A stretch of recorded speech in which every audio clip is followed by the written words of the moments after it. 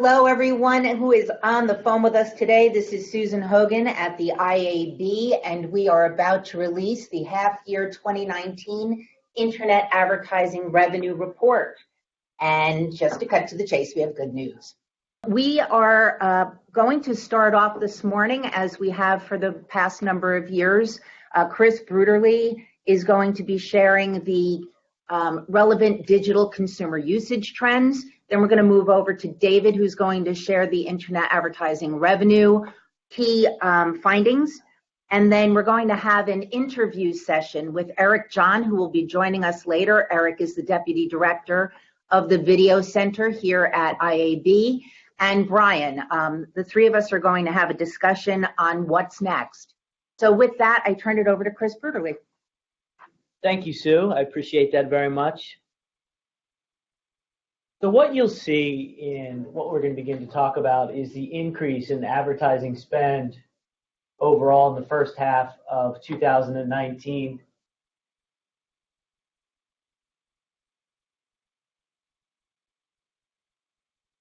And the overall report, which David is going to go into in more depth, is that we're seeing digital ad revenue increased 16.9% in the first half of 2019 to $57.9 billion. But before we go into that, we'd like to look at the consumer usage trends that are very conducive to what is happening in terms of ad revenue spending. So as dollars are up, time spent on digital is also up. It increased 13% in the first half of 2019. And this is a key reason for the increase in the digital ad revenue spending. So as we look to what's driving this, it's mobile.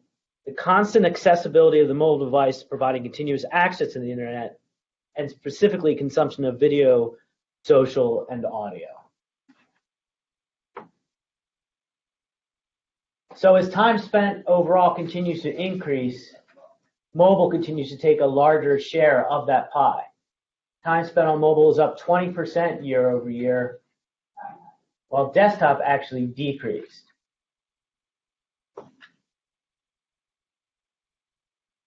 Now, another way to look at this is at the breakdown of device usage at the individual user level. Now, over 2/3, 67% of US digital users across the internet use both desktop and mobile. As a result, the percentage of desktop-only users drops below the 1/5 mark, or 19% of total users. Now, David from PWC, again, will dive deeper into this, but as the internet time spent continues to migrate to mobile, so does the ad dollars. In fact, the share of mobile time spent and share of mobile ad dollars continues to approach parity, with mobile share of ad dollars rising from 62 to 69% year over year. We're going to look at one of the key drivers of that, and that is mobile. So, at video. So as we look to video, one of the key drivers, as eMarket reports, is that video usage is up 8% year over year. We would be remiss not to mention that while its growth in time spent is less robust, social is a key driver of video consumption. Now, as we focus on video, mobile continues to be a key driver of that as well, as time spent with mobile video increased 7% year over year. Also of note regarding video is the growth of consumption happening on connected devices, such as connected TVs, over-the-top devices, and gaming consoles. Finally, to further substantiate the prevalence of mobile video, Ooyala has reported that nearly 2/3 of video starts occur on a mobile device.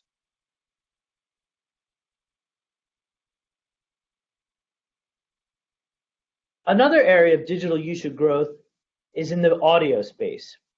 Per research from Edison and Triton Digital, now over 2/3, or 67%, people aged 12 plus are estimated to be listening to online audio, which is an increase of 5% year over year.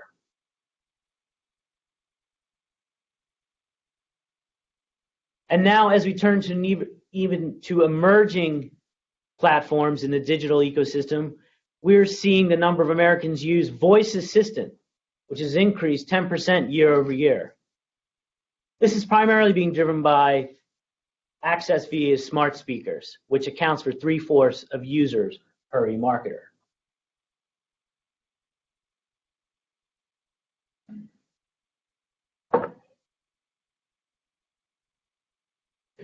We are also seeing the adoption of augmented reality along with virtual reality, which continue to increase at a brisk pace.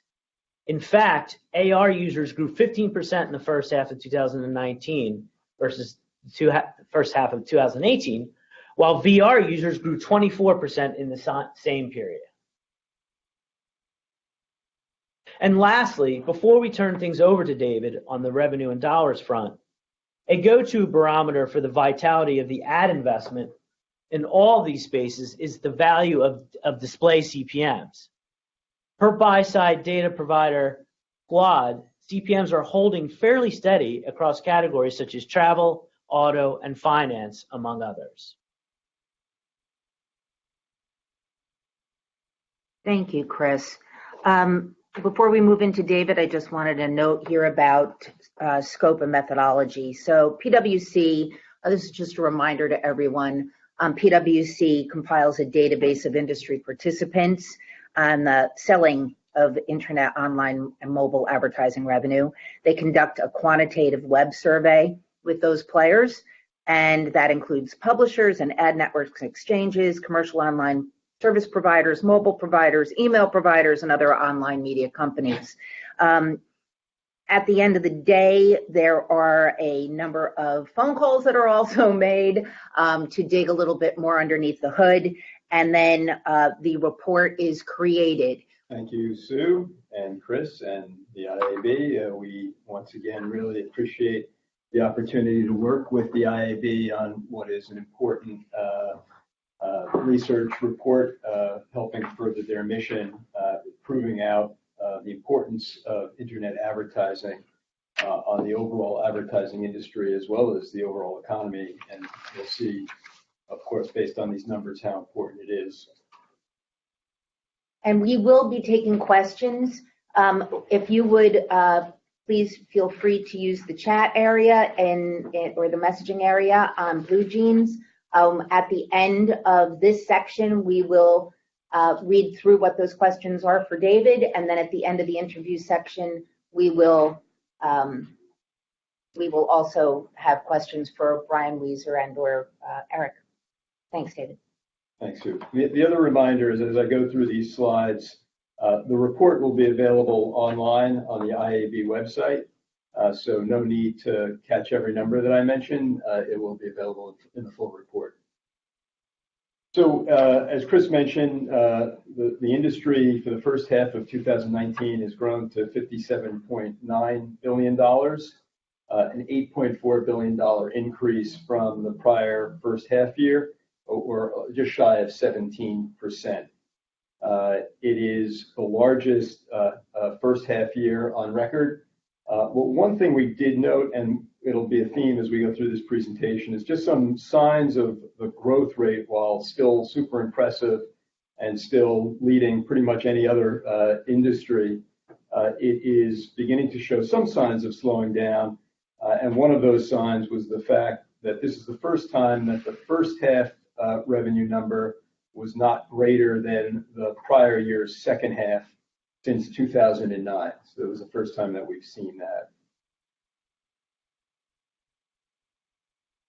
Q2 2019 versus the prior year Q2 was up $4.3 billion, or 16.7%. And similar Q1 versus the prior Q1 was up 17.2%, or $4.1 billion to $28 billion. When we look at this revenue on a a broader perspective, going back from when we first started tracking the revenues back in 1997, you can see the growth has been steady, reaching 29.9 billion in the most recent quarter. And as I mentioned before, a couple of these signs of maybe some slowdown is Q2 and Q1. Those percentage growths of 16.7 and 17% were the lowest levels of a quarterly growth increase since Q1 of 2015. And we look at the roughly 17% growth for the first half of the year and compared that to the annual growth rates of 18, 17, and 16, which each of those years registered 22% increases. And 2015 for the full year was 20%. So it's for the first half, if that rate kept up, it'll be the lowest growth total in several years. We've noticed a couple of underlying factors, and we'll talk about those as we get further into the deck. But two areas that pop out are the maturing of the social media industry and the fact that their base of revenues is growing significantly. So maintaining the historical growth that they've had becomes more difficult. But again, the growth rate in that area is still very strong. And similarly in mobile, mobile growth is still very strong, but beginning to slow down from what we've seen in the past few years.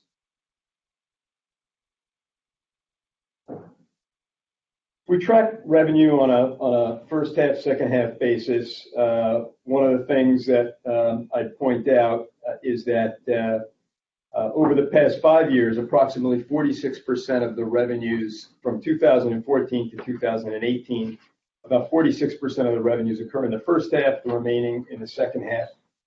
If that mix was to continue or be close to that rate, we'd be looking at a full year somewhere in the range of $120 to $130 billion.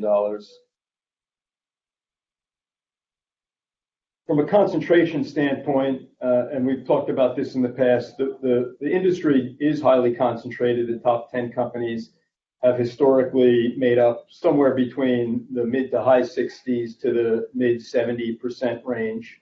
But the mix of companies themselves have shifted over time. We have seen that the level of the concentration has leveled off at around the 75, 76%. In fact, the 76% this half year is consistent with what we noted in the first half of last year.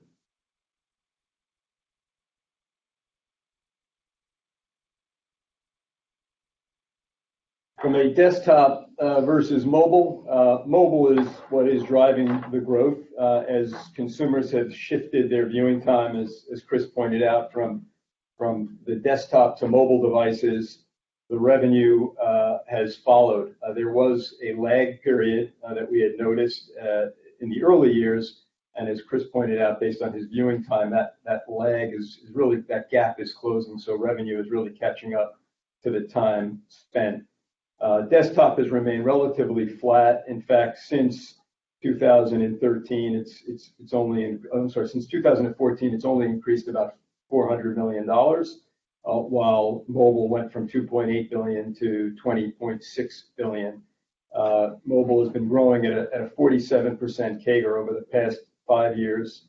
But as I mentioned, a sign of slowdown is the fact that mobile at 29% this year is slower growth than what we've seen in the past several years. Again, still a very impressive growth rate.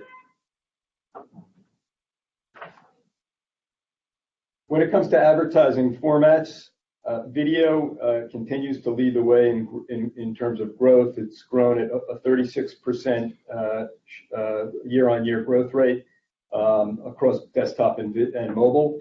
And it's increased its share of overall advertising revenues from 14% to 16%. Search and banner growing at 14 and 13% respectively year on year, and each of those saw their share of advertising dollars decline by 1% each. So search went from 46% of total dollars to 45%, and banner went from 32 to 31. The other category, which is comprised of classifieds, audio, and other, stayed relatively steady at 16% growth and 8% of the overall revenue share. a slightly deeper dive into desktop and mobile trends, what we've seen is a complete reversal of share of dollars. Back in 2013, when we first started tracking this, mobile accounted for 14% of the revenue. Now it's at 69% of the revenue. When we look at formats by device, desktop, as I mentioned before, relatively flat. In fact, in the current year, it's down 3% from the prior year as viewers have shifted and ad dollars have shifted. It's down 3%, but within that 3%, banner is down about 16%, search is down about 3%, and video is up 11%. On mobile devices, where the overall revenue increased 29%, video is outpacing that with a 52% increase, search at about 25% increase, banner at 23%, and the other category led by audio and also classifieds up 43%. Digital video, that growth really being driven by the proliferation of video viewing on mobile devices, and we see the the dollars spent on mobile video is about 68%, and now at 6.4 billion versus 3.1 on the desktop.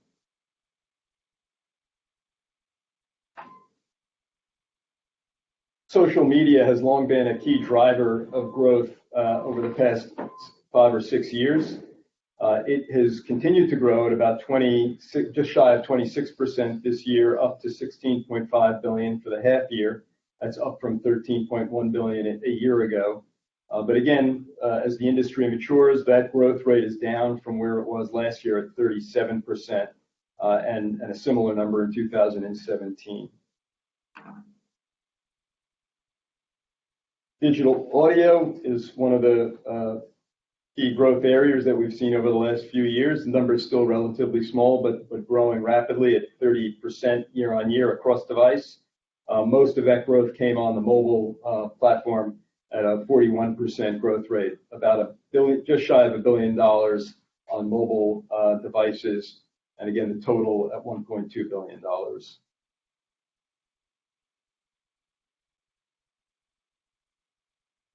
Lastly, we look at pricing models, and what we've seen here is relatively a consistency over the last couple of years. 35.7%, slightly more than 1/3 our pricings are done on a CPM basis.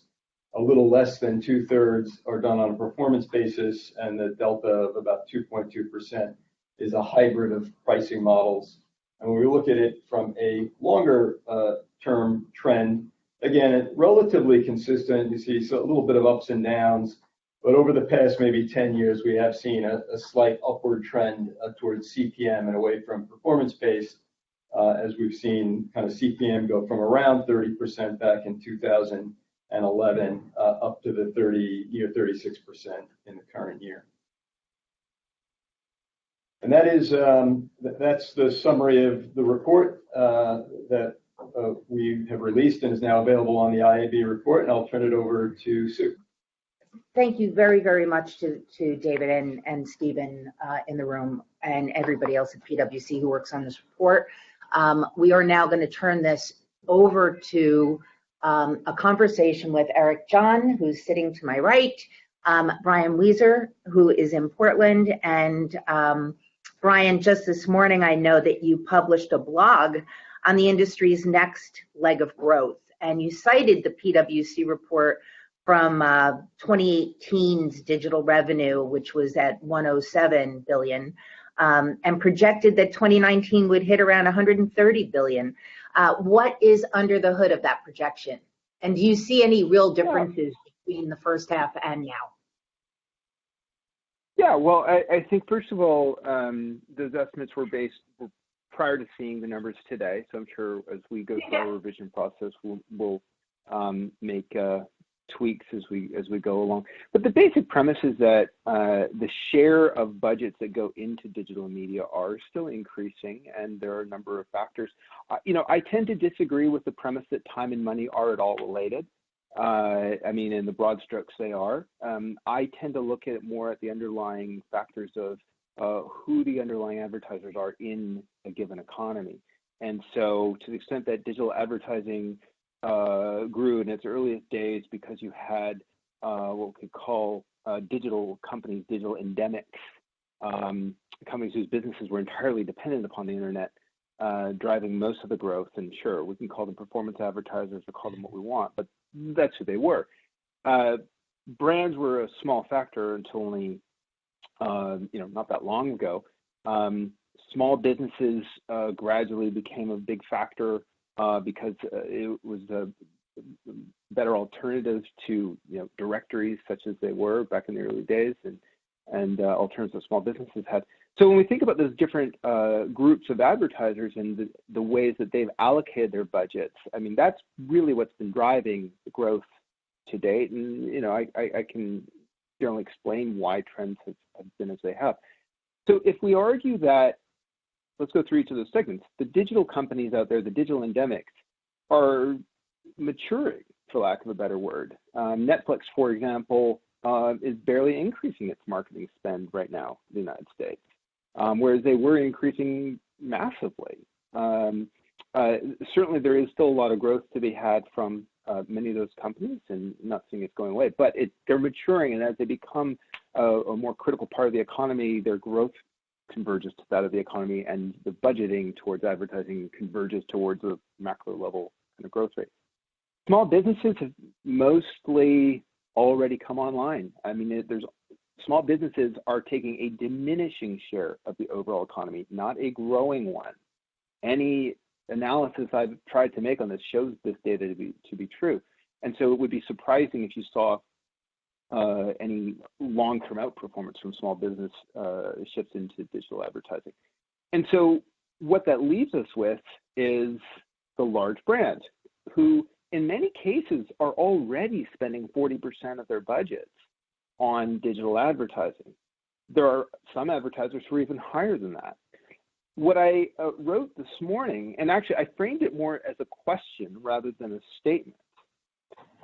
If you want to believe that digital advertising will grow at anything close to what it has grown, so let's call it teens, for an extended period of time, you have to believe that business transformation, which is the idea of so-called traditional businesses evolving their business models to capitalize on what digital media can afford and what digital connectivity can afford, that will continue at a rapid pace, and that will drive businesses to orient their businesses online more and more. That will happen, but the question is at what pace? If you think it will happen at a rapid pace on an ongoing basis, then you could argue for sustained high levels of growth in digital advertising. But the opposite is also true, that I give the best example I like to give to explain what is digital transformation. Banks going online, right? You don't go to a branch anymore. You do most of your banking without going to a physical location.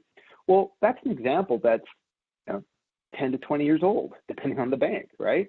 The question is how much has already happened and how much more will still come. And I think there are credible arguments to say there's a lot more to come, and it's going to be a rapid pace of change for the next 10 to 20 years. Or you could argue, actually, it's going to moderate. Well, since we're in a position of, I don't know if it's 50-50, but looking at both sides of that coin, what do you think the road bumps are for next year? We alluded to CCPA in the report that we're releasing.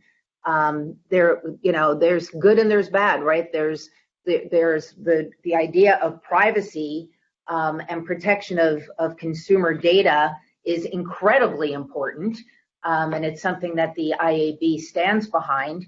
But there's also this state-by-state regulation as one possible major roadblock that could hurt the economy. So what else do you see as potential roadblocks or speed bumps? I'm really skeptical that CCPA will have a major impact, or state-level regulation will have a major impact on total spending. Again, we wrote a piece about this a few weeks ago detailing some of these thoughts, but the basic premise, and some of you will have heard me say this before, advertising is about least bad alternatives. It's not that the data that was out there was perfect, right? No one would ever claim that. The data that advertisers have used was always the best available data or the least bad available data.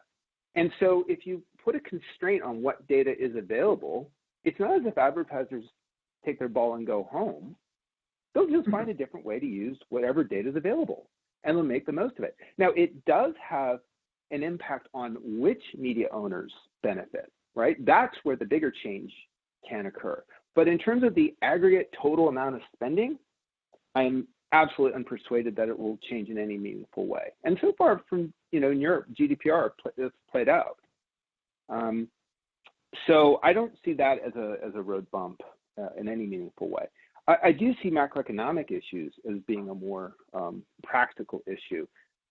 It does feel like, we are long in the tooth on economic expansion, and independent of what's going on in DC right now and anything ahead of the election, it was always the case that we should have been approaching some kind of an economic slowdown. So the question that will be interesting, more than interesting, I guess, for everyone involved in the industry is, does digital media start to behave in terms of its growth rate more like other media in a downturn, or will it be more resilient? You could argue that it was still too early in its maturity the last time we had a downturn. We can point to some other countries around the world which are starting to see slowdowns, and we see more meaningful slowdowns in digital. That doesn't mean it happens here necessarily. Going back to the things I mentioned before, it could very well be that, there's no time like a crisis to find an opportunity, and businesses who find that their sectors are slowing meaningfully realize that, okay, this is the time to take a big bath, if you will, incur a ton of expense, and drive the change that they need to make happen. Practically speaking, most businesses won't do that. They just look at the short term. But there will be many businesses who won't, and will basically say, like, this is the time to take share, this is the time to keep investing. And so you could actually see some resilience in a downturn. But I'd say that the economy is probably the single biggest concern to be mindful of. Yeah, I think that would be ours as well. Eric, we saw that video-led revenue growth in the first half of this year, and we're expecting that really to carry on through 2019. Are you seeing new emerging, video measurement? Are you seeing roadblocks in measurement? What's happening? I think it's a truism that, if you can't prove your spend, that's a challenge. And as video has become increasingly cross-platform, cross-screen, the ability to connect the dots that's a top priority for advertisers. So I think that is going to be a continued, pull on the efficiency that advertisers like from digital. There's a lot of efforts underway to improve the measurement morass. You see efforts from individual publishers. You see efforts from consortia. IAB too has its approach for opening up measurement, something called the Open Measurement Framework, that aims to basically streamline the ways that platforms and measurement companies can access data. So I think there's a lot of pieces in place that will improve the ultimate ability to measure and plan holistically. But today it's a patchwork. So I think that is a point of friction. Even in revenue measurement, I mean, David and Eric, you both know very well that we tried and continue to try to identify CTV revenue. And why has it been so difficult, do you think, Eric, to collect from the sell side? I think, honestly, the CTV, it gets into a couple of things, I think. The big shiny object that everyone talks about is OTT, over the top, content and advertising. But what it ultimately comes down to is a device and a screen. And I think there's probably the fact that both buyers and sellers, as they're organizing for this new platform, they're not necessarily counting things in a device-specific way. And then there's also just the reality that this is a new business. So there's probably some reluctance for any one specific publisher to come out and say, hey, here's this, here's our revenue. And even though the PWC report does, anonymize for a particular publisher, I think we are aiming and still want to aim for getting, revenue that's happening on CTV, so we can begin to see how the growth of this space is coming along.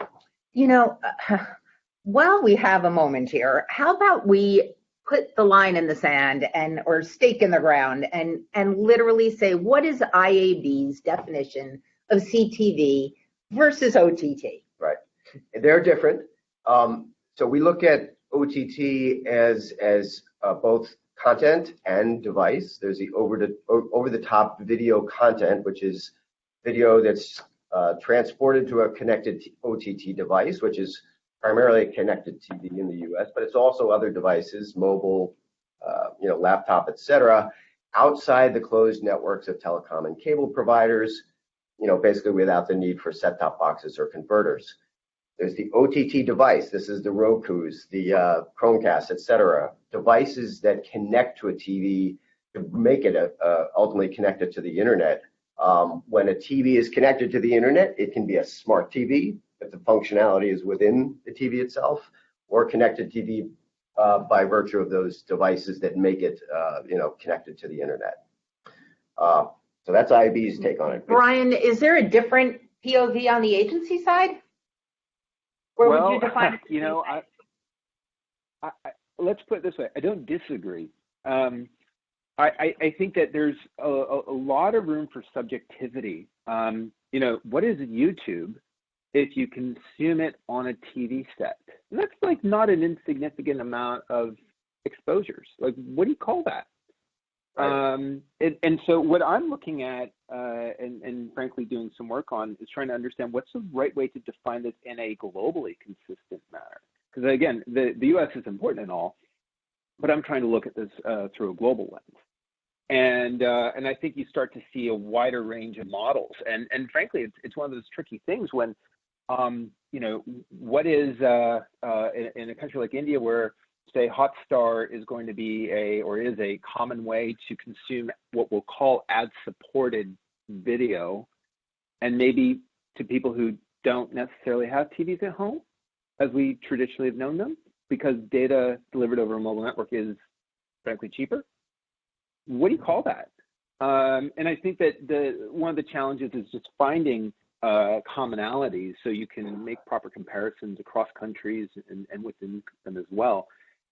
It's murky, and I think that one approach I thought would be most appropriate potentially is to say using a threshold of cost per minute of production, then call it premium video, and then say what is spending on premium video versus all other video. Is that maybe a better way to go? I mean, that gets you into maybe that's conceptually what we're all thinking of sometimes, but that gets you into other murky ground too. Exactly. What is premium to one audience might not necessarily be premium to another. Talk to a kid that's watching videos on TikTok. That's as premium as it gets. And honestly, some of the production values for what might be termed user-generated content can be pretty extraordinary. Especially from the creator universe. So it's I think interesting. The important thing is consistency of definition, and it almost doesn't matter what it is, as long as everyone knows what the definition is that you're measuring and defining. Then I think it's all good. Thank you. We actually have somebody on the line who said, personal opinion, video starts is biased due to short versus long form. Time spent is more apples to apples with video ad inventory. What do you say, Eric?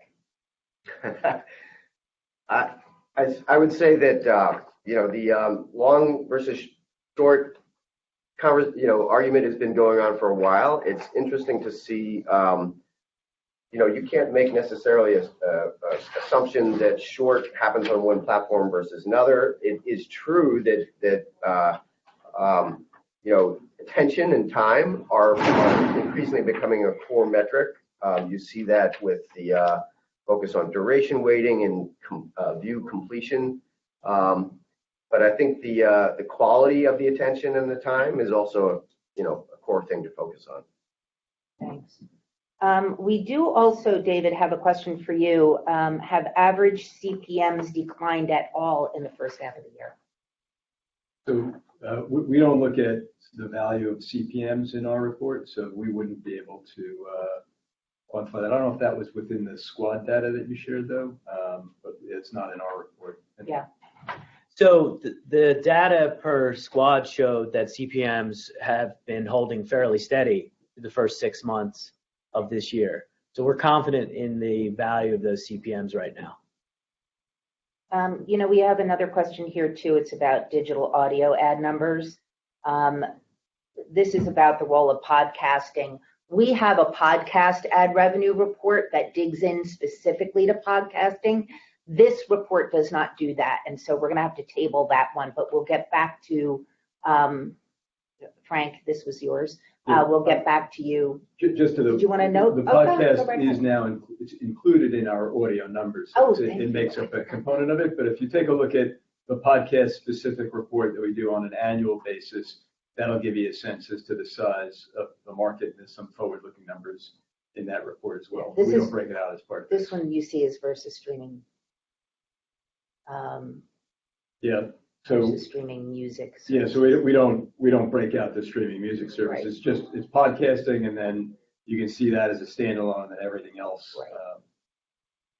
Stephen, Brian, Eric, thank you so much. Great news again today, and more to come. IAB.com, guys. Thanks.